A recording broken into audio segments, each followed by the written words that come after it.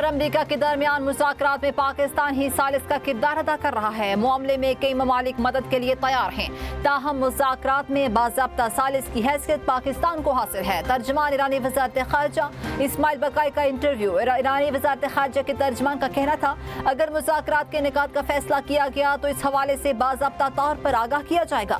موجودہ حالات میں ایران مختلف ممالک کے ساتھ رابطے میں ہے اور اپنے موقف کی وضاحت کر رہا ہے۔ ایکس پر جاری بیان میں اسماعیل بقائی نے کہا کہ امریکی حملے ہرگز دفاع کے زمرے میں نہیں آتے، کارروائیوں کو سختی سے مسترد کرتے ہیں۔ اسماعیل بقائی نے امریکی محکمہ خارجہ کی دستاویزات کا حوالہ دیتے ہوئے کہا، جس میں کہا گیا کہ امریکہ نے یہ کارروائی اپنے اتحادی اسرائیل کے اجتماعی دفاع اور اپنے حق کے دفاع کے تحت کی۔ ایرانی ترجمان نے سوال اٹھایا، کس چیز کے خلاف دفاع؟ کیا ایران کی جانب سے کوئی مسلح حملہ ہوا تھا جس کی بنیاد پر یہ کارروائی جائز قرار دی جا سکے؟ یقیناً نہیں۔ اس طرح کے اقدامات بین الاقوامی قوانین اور اصولوں کے منافی ہیں۔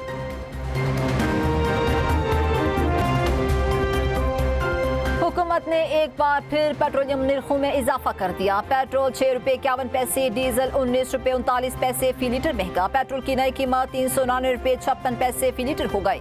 ڈیزل 399 روپے 58 پیسے فی لیٹر میں دستیاب۔ پیٹرول پر لیوی کم اور ڈیزل پر بڑھا دی گئی۔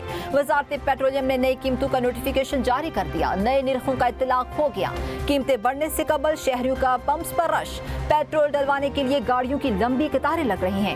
آئل کمپنیز ایڈوائزری کونسل کے مطابق ملک میں پیٹرول کا 28 دن اور ڈیزل کا 34 دن کا ذخیرہ موجود ہے۔ ہڑتال کے حوالے سے خبریں بے بنیاد ہیں۔ موٹر سائیکل سواروں، پبلک ٹرانسپورٹ اور گڈز ٹرانسپورٹ کے لیے سبسڈی میں 1 ماہ توسیع کا فیصلہ۔ وزیر اعظم شہباز شریف کی سفری کرایوں اور مال بردار گاڑیوں کے کرایوں میں اضافہ روکنے کی ہدایت۔ کہا، عام آدمی کو ریلیف کی فراہمی اولین ترجیح ہے، کسی صورت عوام کو تنہا نہیں چھوڑا جائے گا۔ دعا گو ہیں کہ خطے کی صورتحال میں جلد بہتری آئے تاکہ پیٹرولیم مصنوعات کی قیمتوں میں استحکام ہو۔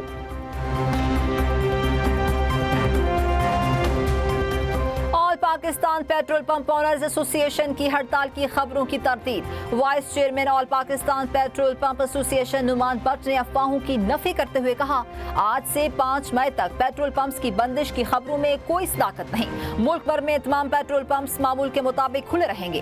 عوام کو بلا تعطل پیٹرولیم مصنوعات کی فراہمی جاری رہے گی۔ ہڑتال سے متعلق خبروں کا ایسوسی ایشن سے کوئی تعلق نہیں۔ عوام افواہوں پر کان نہ دھریں۔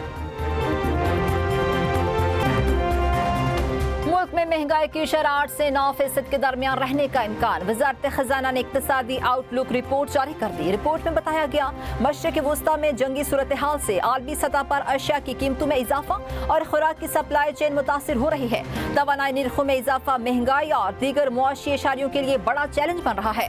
جولائی سے مارچ میں ترسیلات زر اور درآمدات میں اضافہ، جبکہ برآمدات اور غیر ملکی سرمایہ کاری میں کمی ہوئی۔ یو اے میں بھی پیٹرول مہنگا، نئی قیمت پاکستانی کرنسی میں 278 روپے فی لیٹر مقرر۔ متحدہ امارات میں رواں ماہ کے لیے پیٹرول کی نئی قیمتوں کا اعلان کیا گیا۔ پیٹرول کی نرخ میں اضافہ، جبکہ ڈیزل کی قیمت برقرار رکھی گئی۔ سرکاری اعلان کے مطابق ملک میں مجموعی طور پر فیول قیمتوں میں تقریباً 8% اضافہ ہوا۔ اضافہ عالمی منڈی میں خام تیل کی قیمتوں کے رجحان کے مطابق کیا گیا۔ سپر 18 میں پیٹرول نئی قیمت 3.66 درہم فی لیٹر میں دستیاب ہے۔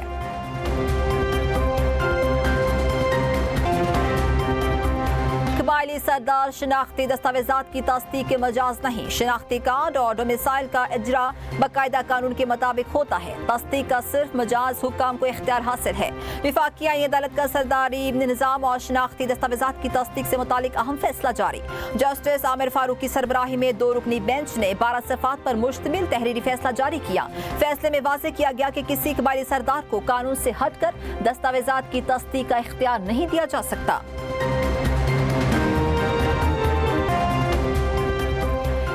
تلخ بہت بندہ مزدور کے اوقات۔ پاکستان سمیت دنیا بھر میں آج مزدوروں کا دن ان کے حقوق کے تحفظ کے عزم کی تجدید کے ساتھ منایا جا رہا ہے۔